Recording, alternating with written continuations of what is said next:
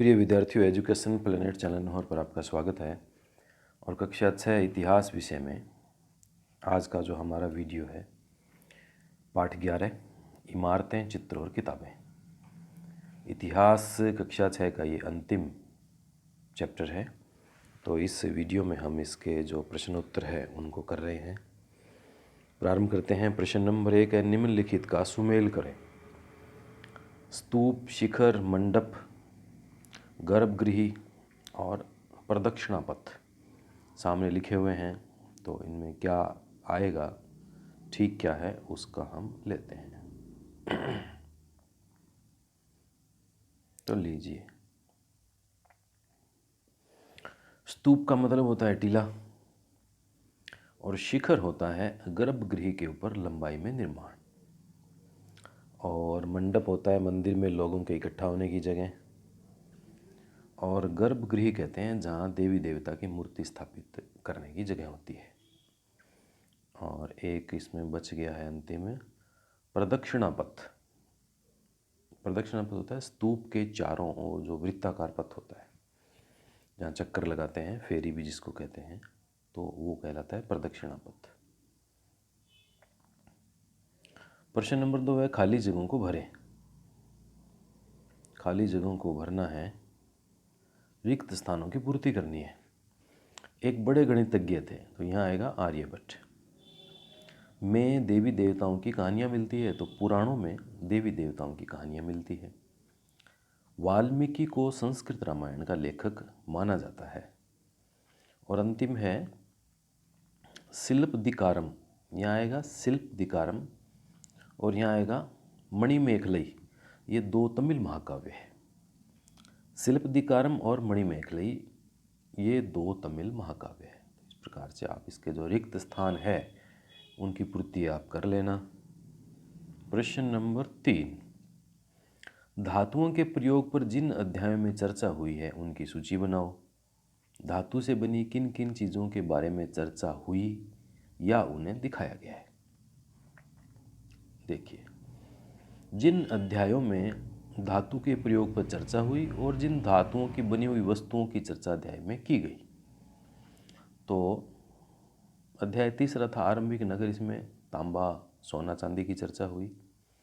और चौथा पार्ट था क्या कहती है, क्या बताती है हमें किताबें और कब्रें। इसमें लोहा और सोना, इन दो धातुओं के ऊपर चर्चा की गई थी। प्रश्न नंबर 4 है, पृष्ठ 122 पर लिखी कहानी को पढ़ो। जिन राजाओं के बारे में तुमने अध्याय 5 और 10 में पढ़ा है उनसे यह बंदर राजा कैसे भिन्न या समान था। चलिए, इसका उत्तर पृष्ठ 122 पर बंदर राजा की कहानी अध्याय 5 और 10 में दिए गए राजाओं की तरह।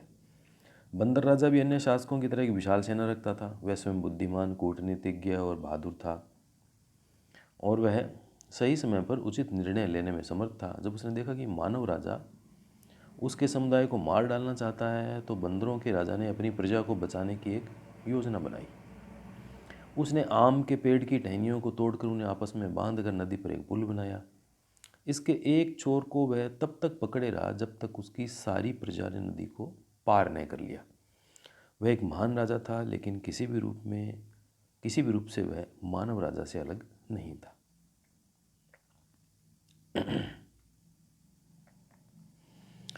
पांचों प्रश्न है, और भी जानकारी इकट्ठी कर किसी महाकाव्य से एक कहानी सुनाओ। तो इसका उत्तर है, हमारे महाकाव्य में बहुत सारी कहानियाँ हैं जो हमें प्रभावित करती है। वे कहानियाँ आदर्श जीवन के लिए हमारा मार्गदर्शन करती है और हमें शिक्षा देती है। ऐसे ही महाकाव्य महाभारत और रामायण है। और ऐसी एक कहानी महाभारत महाकाव्य में, इसमें कौरवों और पांडवों के बीच युद्ध की कहानी है।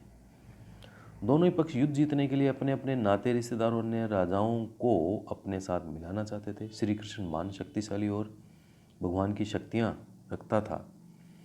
वह दोनों ही पक्षों से संबंधित था, इसलिए दुर्योधन, जो कौरवों के सबसे बड़े थे, सहायता मांगने के लिए पहुँचे। ठीक उसी दिन पांडवों में से एक अर्जुन भी सहायता मांगने के लिए कृष्ण के पास पहुँचे। श्री कृष्ण उस समय सोए हुए थे। दुर्योधन घमंडी था, इसलिए वह श्री कृष्ण के सिर की तरफ बैठ गया। अर्जुन दुर्योधन के बाद पहुँचे और वह विनम्र थे, इसलिए पैर की दिशा में बैठ गए। श्री कृष्ण ने पहले ही घोषणा कर दी कि जो भी मेरे पास पहले सहायता मांगने आएगा मैं उसके साथ आऊँगा, मैं उसका साथ दूंगा। श्री कृष्ण नींद से जागे तो उन्होंने अर्जुन को देखा। उन्होंने कहा कि अगर किसी से भी कुछ प्राप्त करना चाहते हो तो उसके लिए हमें विनम्र होना पड़ेगा। इस प्रकार दुर्योधन ने श्री कृष्ण के साथ को खो दिया।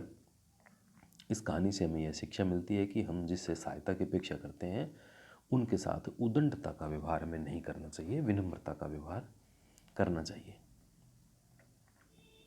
प्रश्न नंबर 6, इमारतों तथा स्मारकों को अन्य प्रकार से सक्षम व्यक्तियों, विकलांग के लिए और अधिक प्रवेश योग्य कैसे बनाया जाए, इसके लिए सुझावों की एक सूची बनाओ। उत्तर है, इमारतों और स्मारकों में ढलान वाले प्रवेश द्वार की सुविधा होनी चाहिए, रैंप वाले। इमारतों और स्मारकों में ढलान वाले प्रवेश द्वार के साथ रेलिंग की सुविधा भी होनी चाहिए ताकि पहिए वाली कुर्सी का आसानी से उपयोग किया जा सके। इस तरह के व्यक्तियों के लिए उचित रोशनी का प्रबंध होना चाहिए और खाली स्थान से अलग प्रवेश द्वार की व्यवस्था होनी चाहिए। प्रश्न नंबर 7 है इसका, जो इस पाठ का अंतिम प्रश्न है और आपके इतिहास के चैप्टर नंबर 11 उसका भी अंतिम प्रश्न है ये। कागज़ के अधिक से अधिक उपयोगों की एक सूची बनाइए। ये अधिक लिखा है यहाँ, आप इसके पढ़ना अधिक। कागज़ के अधिक से अधिक उपयोगों की एक सूची बनाओ। कागज़ बहुत महत्वपूर्ण है, इसका प्रयोग विभिन्न कार्यों में किया जाता है जो निम्न प्रकार से है। हम जो किताबें पढ़ते हैं वह कागज़ पर छपी होती है।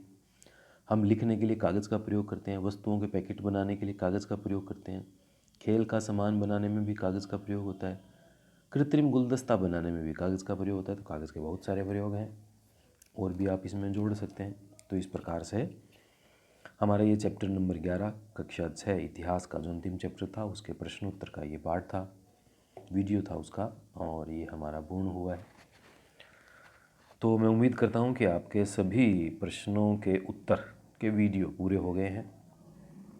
इसके बाद में जैसे जैसे समय मिलेगा एक एक चैप्टर को फिर से विस्तार के साथ में बनाने की आवश्यकता पड़ेगी तो फिर से उनको स्टार्ट कर देंगे। तब तक आप प्रश्न उत्तरों को याद कीजिए, तैयारी कीजिए। एक्स्ट्रा प्रश्न बहुत सारे बनते हैं, उनको आप भी बनाइए। जितने ज़्यादा प्रश्न बनाएंगे उतनी आपकी अच्छी तैयारी होगी।